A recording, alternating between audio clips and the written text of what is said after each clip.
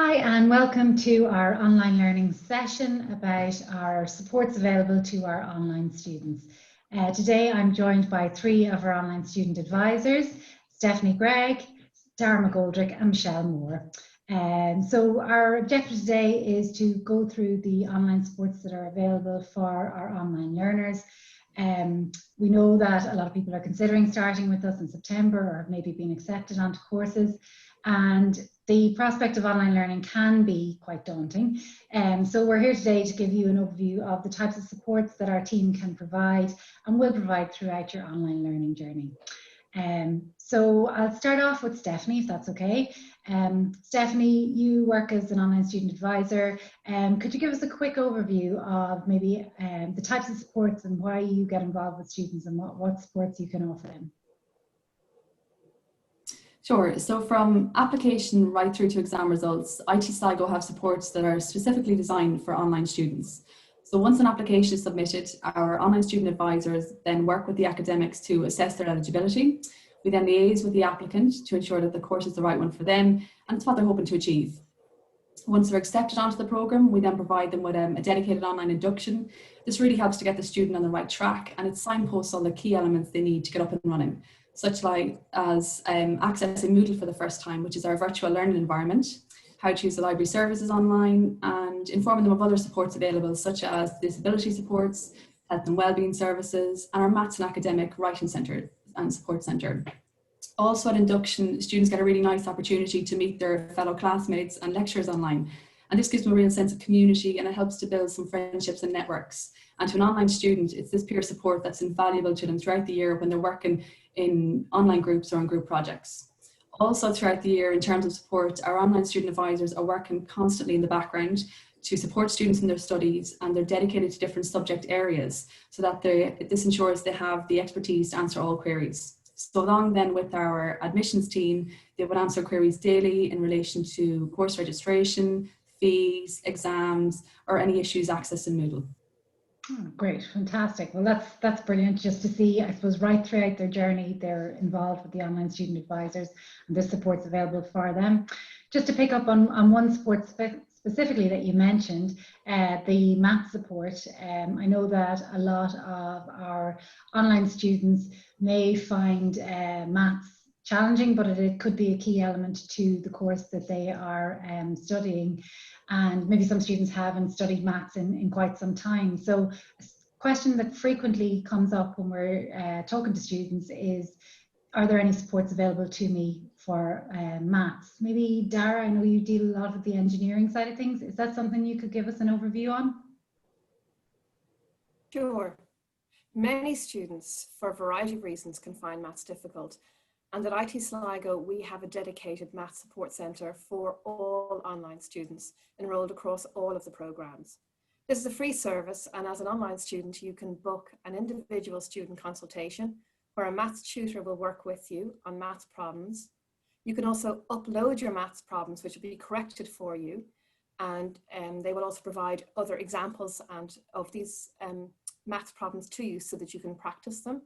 And you can attend weekly maths tutorials aside from your course to deepen your understanding of maths. So they're great supports. And as an online student, you will automatically be enrolled to the Maths Centre, and you can contact the maths tutors there by sending them a message on the Moodle page by chat box, or you can email them as well at maths@itsligo.ie.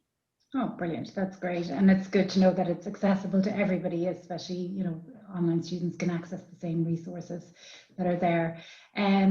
Just in terms of some of the courses as well that we are running, Michelle, I might just talk to you a little bit about the supports that are available for students for the practical elements of their course. So again, we end up having a lot of students from the science and engineering side of things that they're studying online, but there's compulsory attendance at labs or practicals at IT Sligo or at other institutions. In terms of an online student, how do they find out about those? How do they make sure that they can attend them? That kind of thing. Could you give us an idea of the kind of supports that are available or the kind of information you can share with online students? Yes, some of our engineering and science programs, as you said, incorporate hands-on practical labs. These labs are integral to the learning and they must be attended.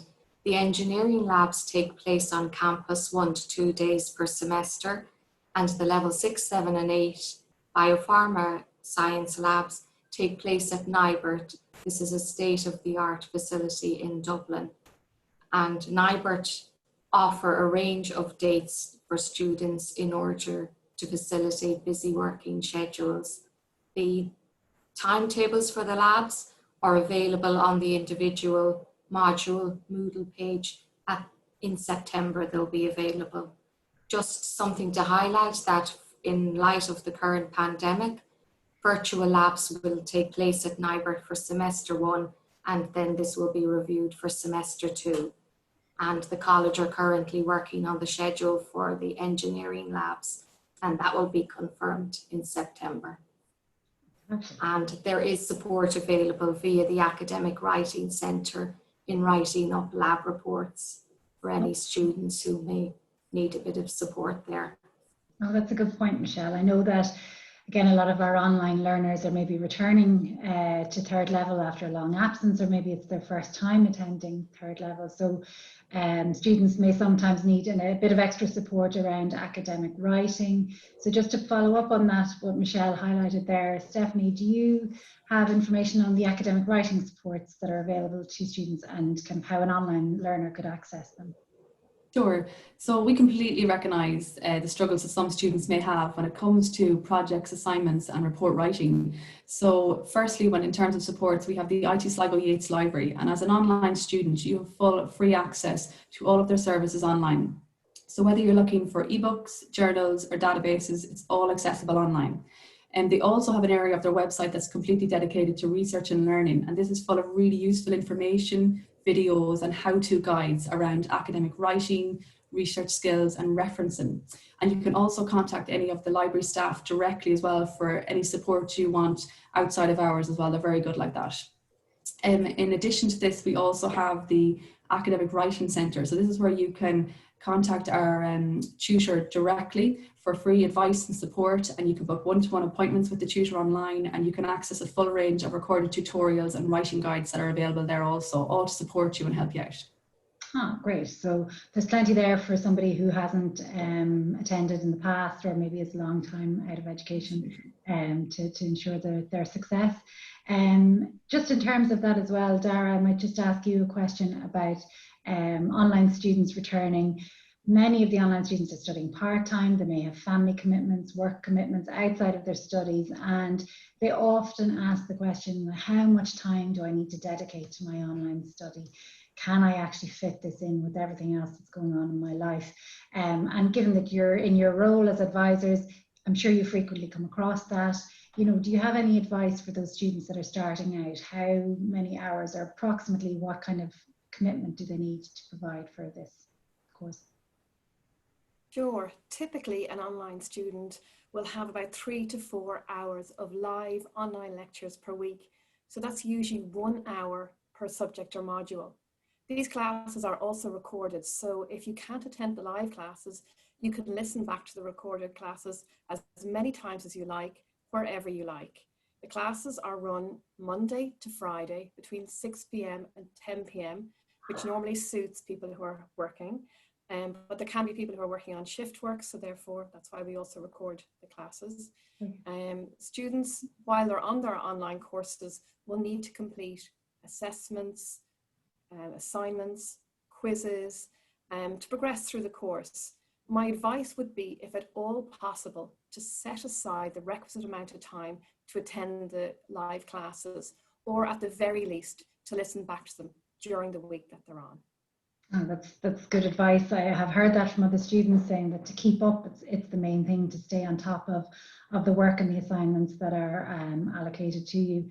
And in terms of time commitment as well, do online students have exams? Do they need to prepare for them? And again, what kind of commitment do they need, or what time do they need to set aside for that? They do need to set time aside for exams. So the online classes have formal end of semester exams at Christmas time, which take place in early January, and again in summer in May, with repeat exams in August. Students would normally in the past have sat these in large exam halls, either on campus at IT Sligo or in a venue in Dublin or in a venue at Cork. But due to the current pandemic and the public health restrictions, the last set of exams took place by an alternative assessment method. And again, for this current coming semester, we expect again in January that they will be by alternative assessment again. Okay, very good. So the alternative assessment made sure the students could progress. They were actually able to complete a semester and showed that they had achieved all the learning outcomes for that module, but they didn't have to attend a formal final exam. And again, that's something that's probably currently under review, I'd say, with depending on the public health advice at the time. Absolutely. Okay, very good. So I suppose that's really good in terms of getting started and the general kind of supports that are available to students. A lot of students start off on their online journey and they maybe get into it and they maybe something might happen outside of their studies, or they may just get the assignments you know, and they might feel slightly overwhelmed around what they've actually taken on and maybe struggling to fit it all in. And again, this is something that we, from feedback from students, it can happen. And I suppose just again, as online student advisors, how can we support those kind of students? If students are maybe starting to struggle a little bit, you know, we want to ensure that they can succeed as online learners. What supports do we have in place? Maybe Michelle, you could give us a quick overview of your experience based on that kind of situation for students. Yeah, we understand that trying to balance work and family and college can be overwhelming. We'd recommend that if you have an issue, that you get in contact with us. Don't let the issue escalate. Early intervention is always key.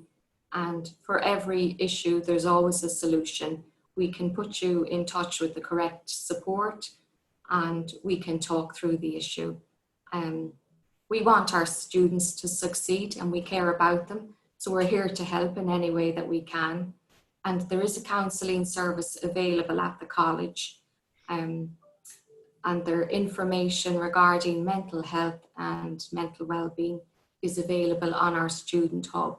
And in general, our student hub, which is on the homepage of our website, is a very good, useful source of information of all kinds. So great. Good to get familiar with the student hub. Yeah, and it's good to know that I suppose we do have the supports in place. We have the online student advisors, we have the services there to help support our students, because we do know and we understand we've been doing it for 14 years of online learning. So I suppose it is the experience that we have to help ensure our students can succeed when they opt to go back to college or study to take a qualification that might help progress their career. While students are the programs are set in a certain way, it is possible for students to take modules in a more flexible approach. So if they're overwhelmed with the number of modules, they can study module by module. Oh, that's good. It will take longer, but they will get to the finishing line. So bear that in mind. Yeah, that's great. And that question does come up quite a bit, you know, do I have to follow the path that's set out? So the advice is to get in touch with ITC through their online student advisors, and we'll see if we can accommodate the learning path that they need to follow, I suppose. I think that's kind of covered off everything we wanted to talk about today in terms of the supports that are available to our online students. Hopefully it has help to give some confidence around what's there and what's available when you do start your online learning journey. If you have any further questions on any of the topics that were talked about today, please do get in contact with our admissions team, which is admissions@itsligo.ie, or visit our website itsligo.ie/online learning. Thanks to all the online student advisors for joining us today, and thanks for watching the video. We'll hopefully see you in IT Sligo in September.